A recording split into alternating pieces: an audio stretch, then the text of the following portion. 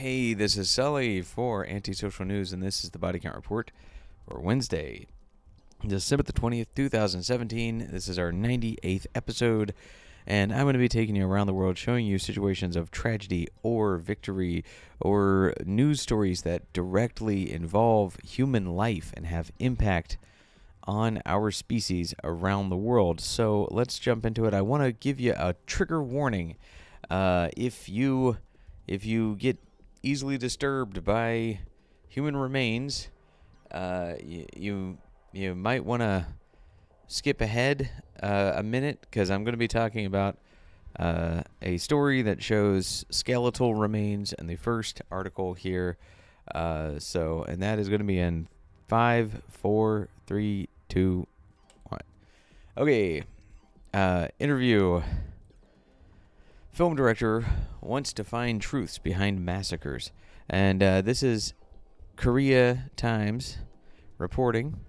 And this director, Jong-Hyun, is making a film about the Korean Wars. And this is some gruesome remains here. A still capture from the film Hawan, courtesy of Jong-Hyun. All right, so it's very interesting to see the us in a time of peace, looking back at horrific war that happened. Of course, here in America, you have to go way far back to find a horrific war that happened right where you're sitting in America. But in Korea, there was a horrific war that happened right there, right in their peninsula, just about 70 years ago. So, moving on, we have Duterte declares ceasefire with Reds. And this is kind of a shocker. This is a crazy situation. Can't believe there's ceasefire already. Happy day. Soldiers salute their commander-in-chief, President Rodrigo Duterte, during the celebration of the 82nd anniversary of the Armed Forces of the Philippines on Tuesday in Camp Aguinaldo. During the event, the president announced the doubling of soldiers' salaries. Wow, that's pretty cool.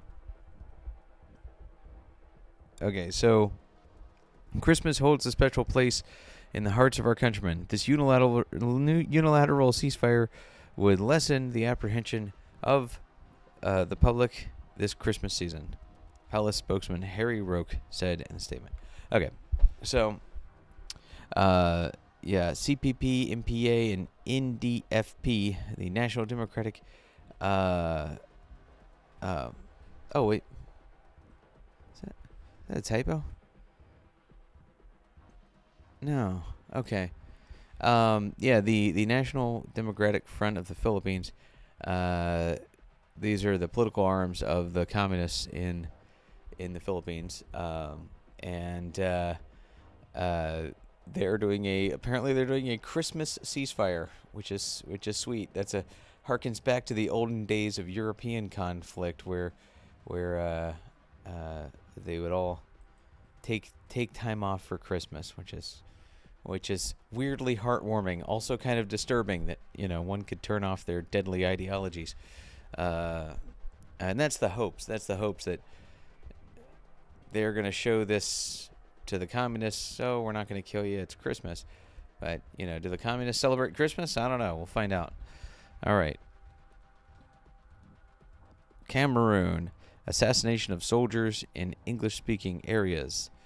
This is translated from French. CameroonInfo.net. Duty to restore the order and punish the guilty. It is mine. Okay.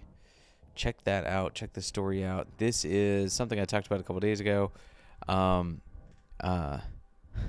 Cameroon has already engaged in the fight against Boko Haram in the far north region, holy crap.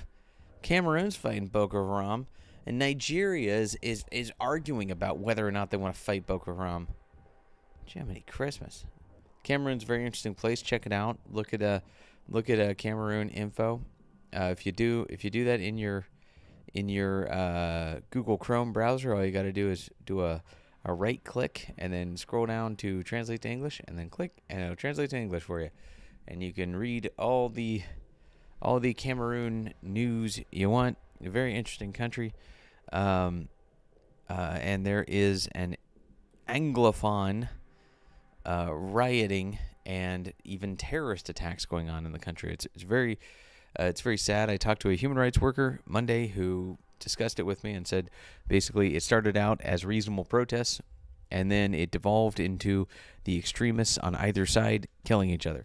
So it's very sad. It's turning into what looks like it might be a civil war. So we're keeping our eye on Cameroon. Okay, this is kind of a fluffy story, only because there's only one person dead in recent, and then they look at his age being 27 and tie it to all these other musicians who died in the past. The 27 Club. So Kim Jong-Hyun, lead singer of South Korean boy band SHINee, joins an ill-fated group of famous rock stars who passed away at 27, the so-called 27 Club. So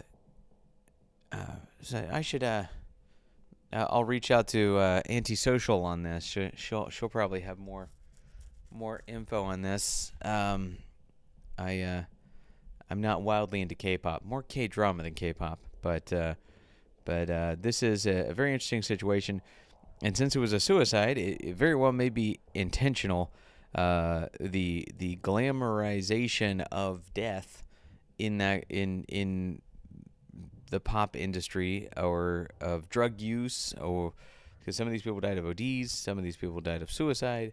So who knows why it happened, why he did it, but I'll look more into this. Hopefully I can reach my friend who is a Korean pop culture specialist with her own channel. I'll put a link to her channel. Maybe she's already talking about it. Moving on. Day of Rage sweeps West Bank.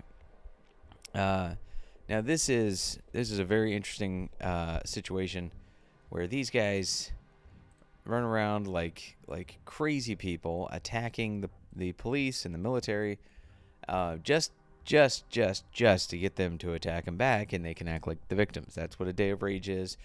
It is protesting, but in a very violent sort of way, to invoke a violent response from the police. And one of the things that I want people to know is what rock throwing is. A lot of people say, oh, it was boys throwing rocks or teenagers throwing rocks. And I want you to look at this video here in the link from Ynet News reporting. These grown men here,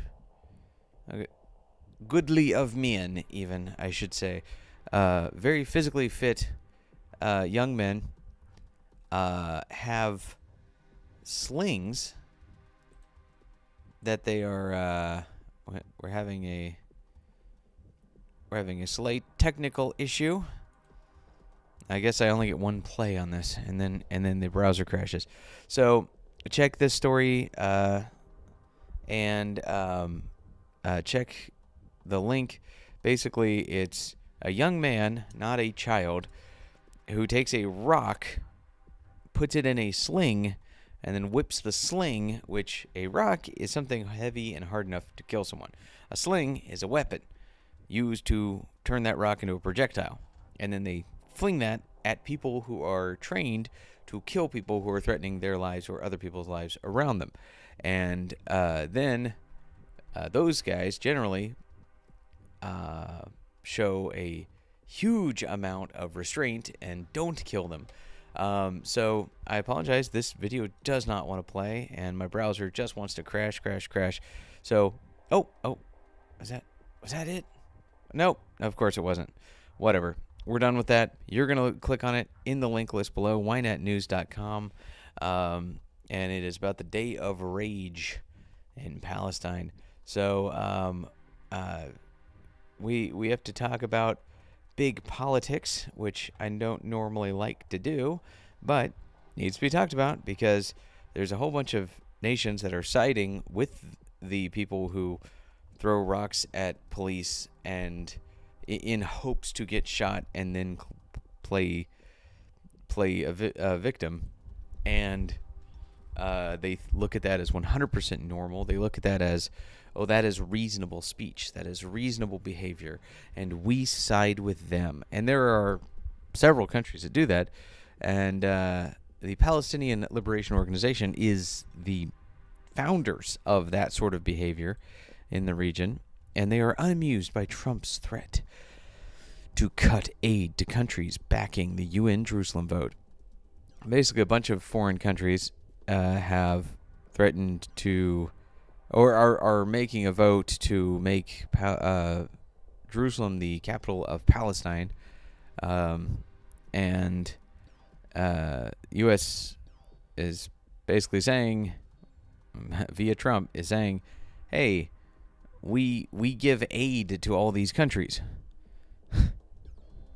We give aid to all these countries, so if you guys vote on this, you're not going to get aid from us, which I kind of understand, because a lot of times we wind up helping people that are hurting our interests in different areas, and it's for some reason never on the table to just not help them. Like for years, we were giving money to the Palestinian Authority that was paying salaries to people who were martyrs, like they're for the cause, and they were injured by fighting the police, or they were arrested by fighting the police, or salaries paid to the families if the person was anheroed by the IDF. So, which is disgusting. They were literally encouraging terrorism in their government in the Palestinian territories. So, that being the case, it's good that we are, as a country, finally going like, hey, maybe if we support this group of people, we should not also support this group of people that wants to annihilate this group of people. Maybe we need to like suss it out and support the smartest and most peaceful of the two, and maybe don't give money to the ones that are building terror tunnels under schools. Maybe they should stop that before we give them more money. Anyway, we're going to move on to our last story. Kind of a scary story out of a place I don't talk about all that much, but Ukraine. Ukraine allies fear escalation after Russia exits ceasefire group. Oh. Okay. Russian military officers serving at Joint Center for Control and Coordination, JCCC. March in town of Solidar, Ukraine, December 17th, 2017. So this is a scary situation for the Ukrainians, because if nobody remembers that little war that popped up back in 2014, I think it was. It's pretty flash pan, pretty scary the way it started, and we had a very confused view of what was going on here in the U.S. because we don't speak Ukrainian or Russian, so very bizarre situation. So I'll be trying to follow this as best I can, and finding some sites. And shout out Sasha if you're watching. Thank you for pointing me in the direction of some of the interesting Ukraine news, and I will be looking at your resource again soon. And that is it. We should as good looking uniforms, awesome weaponry, like the pump grip there, awesome. All right, that's it. Thank you so much for tuning in. Stay safe, everybody. This is Sully for Antisocial News, and I will see you tomorrow for the 99th episode. Cheers.